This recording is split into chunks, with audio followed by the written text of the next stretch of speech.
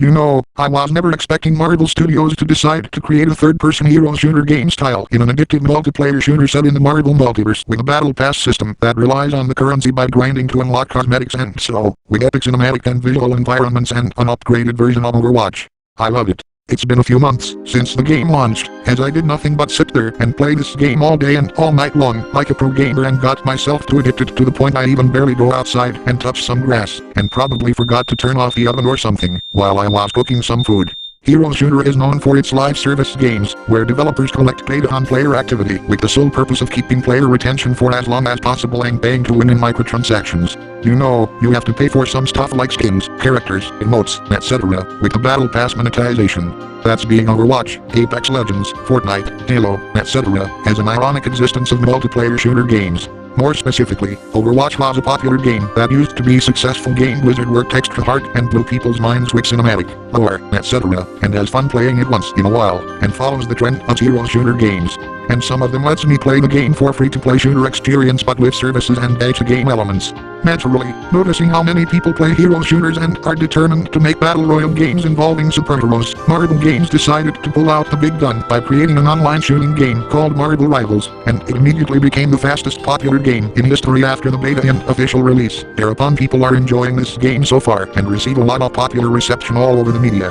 When I heard this, it looked really intriguing the way access Marvel IP into a superhero style in a hero shooter game and see people play it in beta, and it looks pretty cool.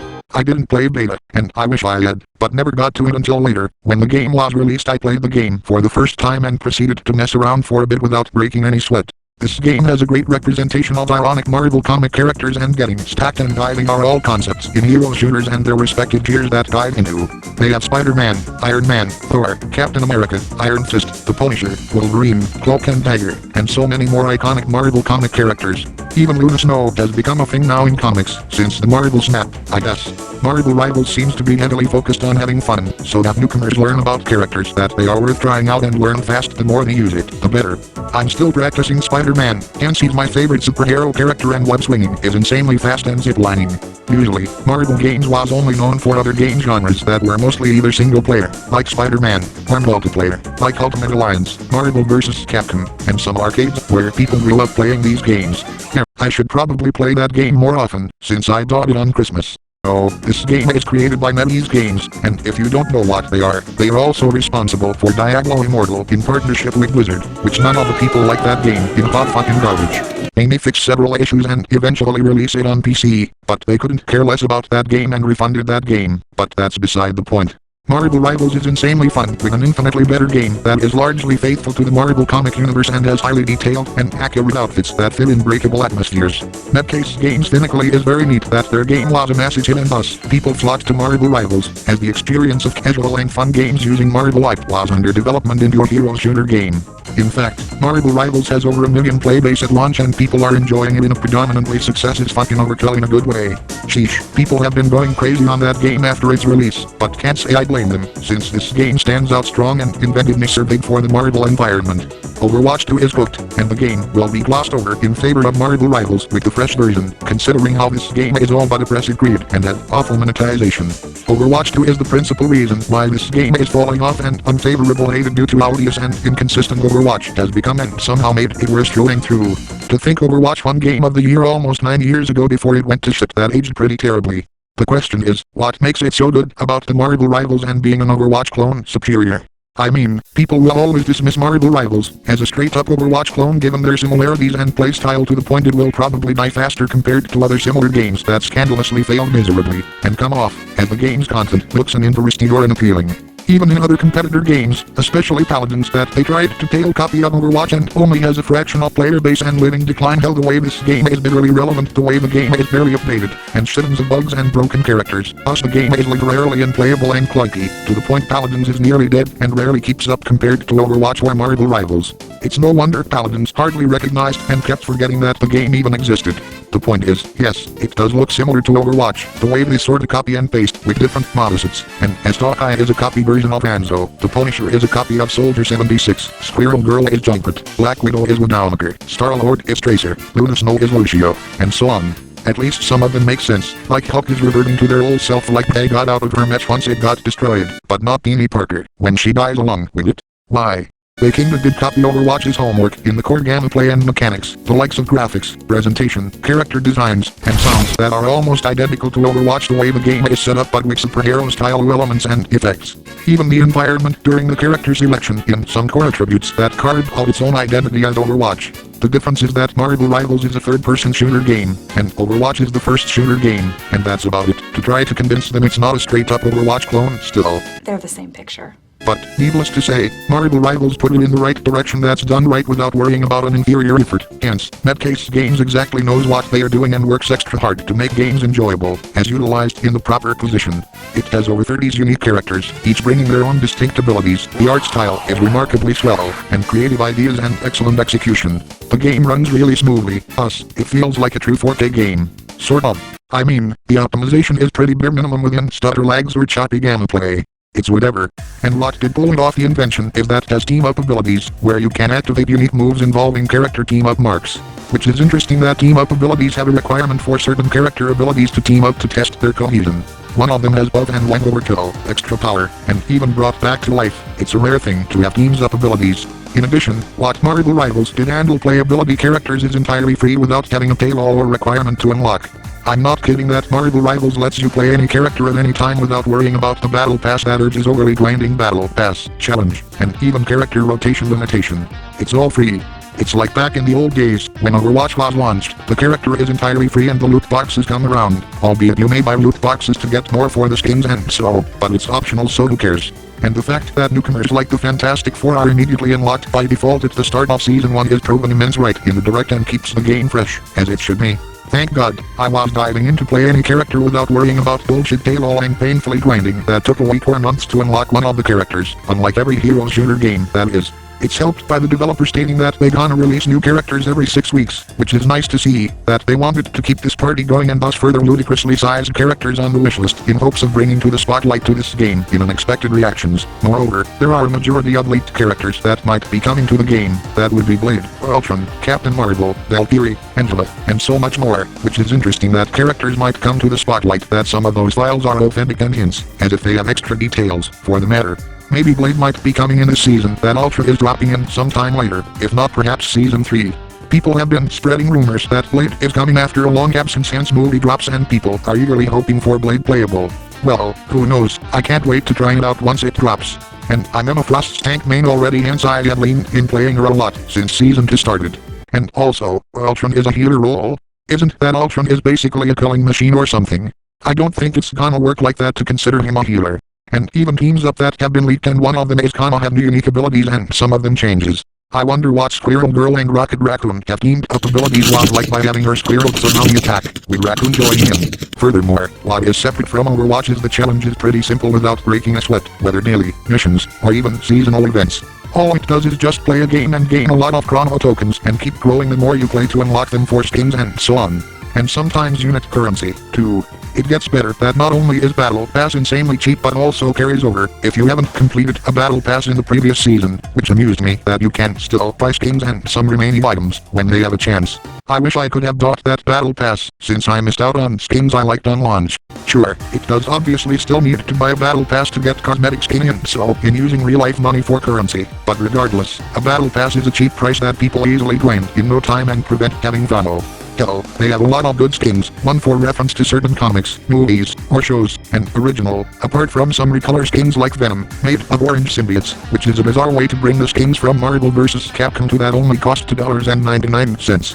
And even better, with a bundle, you can also get a banner, MVP, emotes, and so on, not just the skins. It's a straightforward way that the majority of new content is just cosmetics, so when a shiny new game bears its own distinct model and details everything in skins as a whole. Way better than what they got on Fortnite and Marvel's Avengers. Let's not talk about that dreadful Marvel game. What's your excuse, Overwatch? Overwatch 2 is a giant downgrade when it's used to 5v5 by having one tank removed and calling it a day, a battle pass that grinds them painfully, and a lack of content. Overwatch is a cash-grabbing money-hungry, where they have been put behind a paywall in order to unlock the character by either buying a battle pass entirely or grinding mandatory up to 45 tiers and taking you a week or so to reach a new character. It gets worse. If you're new to Overwatch, everything is locked in behind a paywall and urge you to complete a certain amount of challenges to unlock one of the heroes. It's like the map workstation does them work to get and locks them in the basement to draw animated perfectly without proper rest till do so. I get why they have to do this, solely because of a downward trend that people are turning away, so they must be thought it was a good idea to follow hero shooter by simply putting a battle pass and having them endlessly grind that backfired pretty awfully. Overwatch is also known for scams that rip you off after buying skins at shady prices, stealing their money away from it, and getting away scot-free. Seriously, this game has a history of scams that trick them into buying suspicious prices upon fake deals and predatory microtransactions that are designed to make people pay for it and fall for traps that they lied about discount. Not helped by the currency earned is only 60 during the daily challenge, while the bundle is horrendously overpriced, so who knows how long to earn a lot of currency to get the cool skins. I doubt I can even survive at the age of 50s or something, just to unlock a battle pass involving skins and shit. Plus, one of these is flat out lazy that they didn't even bother to come up with creativity and make the same old shit all over again. Kiriko is a futile attempt to have the jacket as a cosmetic rather than something unique and nothing else, as an excuse to convince them that the jacket is a good fit for her. Like, what's the point of this? The majority of recolor skins involve quote-unquote legendary and mystic all over again in a waste of effort. Henceforth monetization is so ass that fabricating scarcity reinforces the impact of FOMO. It literally makes no sense how the shot rotation is filled with recoloring and the ones already got from the original Overwatch. And let's not get into Orisa, where the developer forgot to design Orisa's javelin. It's such an embarrassment. And yes, I heard Overwatch 2 eventually dialed back by having newcomer characters set to free by the time Season 10 started, brought back loot boxes, and decided to put back to a 6v6 balanced team that they find 5v5 is painfully imbalanced, but it lost too little and too late, that this game wasn't worth saving and the damage is beyond repair. Certainly not, after Blizzard made a false promise about making a PvE campaign that was supposed to drop, only to cancel and have them die PvE missions and pay a $15 paywall, and somehow got worse over time. What's the point of the sequel, when it is exactly the same as the Overwatch funny and gunk updated? It's one of the reasons why I stopped playing Overwatch, since then and never recovered from this. Not even other hero shooter games have a problem with corporate greed and all. As I previously said, Paladins is nearly dead, and a fraction of the player base with bugs and glitches floating and barely updated that much, as it's nothing new. Apart from the PvE survival, which is pretty fun, I guess, but that's about it. Concord tried to be like Overwatch with superior and make a good fist of money, but sadly, it flopped pretty hard and the rating is plummeted, which got to the point where it shut down and completely evaporated since. And let's not get started in the multiverses. I rarely play it that much, but I heard a lot of problems about this game. The way monetization is horrible and filled with overpriced paywalls that take a long time to unlock all the characters besides Shaggy, with one character available at launch, while the rest randomly shuffle. No idea why. In Cartoon Network Punch Explosion, it does unlock requirements by either playing the story or purchasing points to unlock characters, which is pretty simple. Here, Multiverses forces you to grind endlessly, until you have enough currency to buy one of the characters and grind some more. It is taking way too far and showing how fucking gold dagger that shit is. That's when Multiverses shuts down in late May. In the bright side, Marvel Rivals is a breath of fresh air. It has a lot of innovative ideas and good execution of the game and picks up the pace by adding new skins, updates on some occasions, and offering more customizable knowledge. They know what did right and what did wrong on separate games, as it felt like an actual Overwatch in Marvel wipe that implemented the game that it's mostly not all about truly competitive, but a defensive way overlaps heavily with diverse learning experiences. Not to mention, the maps are pretty awesome and gorgeous all over the game, and accurate maps are based on comics as well as destruction areas, where you can destroy the building. It is really rare that Marvel Rivals has a lot of creativity and aspects, something this game often devolves into steamrolls of divisiveness. A lot of players are trying out other heroes to play and the teams up extraordinary.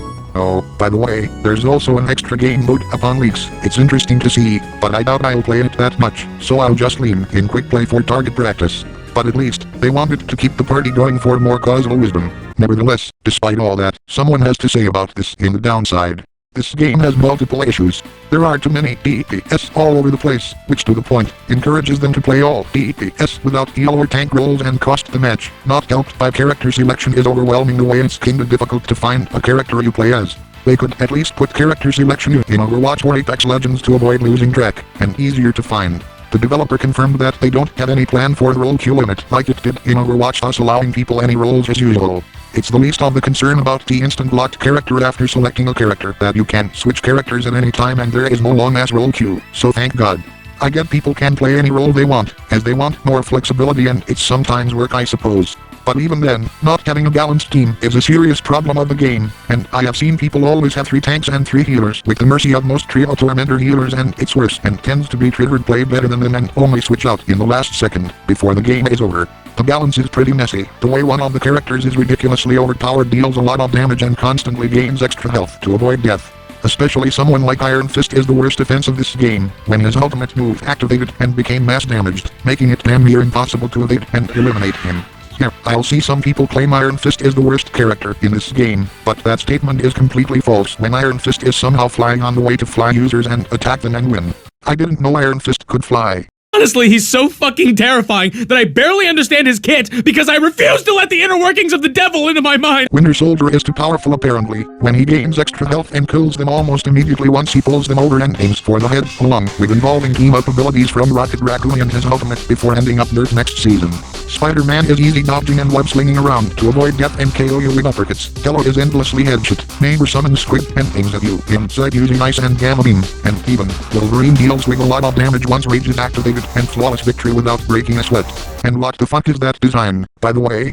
It looks like generic older kids who went to high school in the Marvel franchise and made it like this. And the developer has kind of went overboard with the character by glorifying buttons that encourage Rule 34 artists to draw them, especially the one Invisible Woman skin has. In other words, the community is so toxic that people always blame other players for their problem, especially healers, when they constantly kept getting killed all over again and lashing out all the while they are clearly incompetent and don't do jack shit, as they were focused on winning by solo. It just proved how very egotistical prick they are. I have dealt with people who always scream and rage in all caps using a computer and console and pick to slander in me for their incompetence by lashing out like a screaming toddler, and they are either throwing or just keep getting thrashed like a Red Bull when I play a healer. What do you want me to do? To keep healing at full health or something? I did my best to be a survivalist and keep it together as a team, but people kept standing in my way and my team barely helped me that much and took away my anger in me for no reason for their problem. Which is why I already mute the game chat and never use a mic, so I couldn't waste time hearing them crying and shit. Another thing to address, there are way too many cheaters, like, if spreading germs on the loose, it's filled with aimbots, wallbacks, and so on. I heard they are gonna add an anti-cheat system, and took action against them by dropping a ban hammer too quickly within less than an hour or so, and having penalties for 100 years that it's pretty unlikely anyone can survive that long, which is very harsh and overkill, if you think about it. But that doesn't stop them from trying by ban evasion and working around without a hardware ban like it did with Valorant and have an unfair disadvantage that ruined the game for them. It also doesn't help that the matchmaking system is terrible, especially in a competitive mode, considering the cesspool of not just cheaters, but also bots, smurf, and even incompetent teammates who couldn't care less about teamwork. I learned this the hard way. When I once had Grandmaster, it immediately began to endlessly recycle a D rank and re-rank, and repeat, whenever I win a few games, and proceeded to a losing streak and never stopped. I swear matchmaking is a broken mess and painfully unplayable that the teams are completely randomized and kept pitted against bots and shit and barely catch-ups that losing streak is piling up and making it impossible to find a good player and shit. The ban system is futile, like it doesn't matter which character needs to be banned, it randomly bans other characters, making it difficult to convince other teams to ban op characters and let them play another op character. Something tells me I don't think the whole ban system works like that whenever voting progresses. And the fact they literally punished people for leaving the game at quick play, which is not even fun in competitive mode, is crazy and downright rash moves. I kinda get why they doing this just to make the game stay as clean as possible whenever levers or anything unsportsmanlike behavior happens, but it's not like quick play is inherently competitive to .0 that is meant to be skilled and people try out other characters as an extra practice mode. Besides, I could use target practice on a character I used and have yet to learn properly. These people just don't get it. All in all, Marvel Rivals may not be perfect, but it's really generous and brings me a light of sunshine. It's good to be alive that this game is a great measure of making life services among this tiny art style and background, friendly consumer, cheap daily challenge that grinds up pretty fast, and the characters are fantastic. No pun intended. Marvel Rivals had a lot of potential and a massive step up from Overwatch in clean mechanics and was very fun. The only hope they have for Marvel Rivals is to dethrone every single hero shooter and place best hero shooter and be promoted game of the year once that happens. Or better yet, remove every hero shooter game, so people will only play Marvel Rivals and only exist for the rest of their eternity. Man, just take off any free-to-play live service and ban off from the platforms and never see the light of day. I'm kidding, I know people still play these games today, and I'll let them play it. But regardless, these games are fucking getting stale nowadays. That Overwatch and their one largely glossed over, and it just doesn't work and probably might die that Marvel Rivals dethrone them. Well, maybe not. Overwatch is here to stay. It's not because of improvement, as I said that it's too little too late, but it's because Overwatch YouTubers are entertaining and enjoy watching for top-ranked memes, montages and so, which can't say I blame them.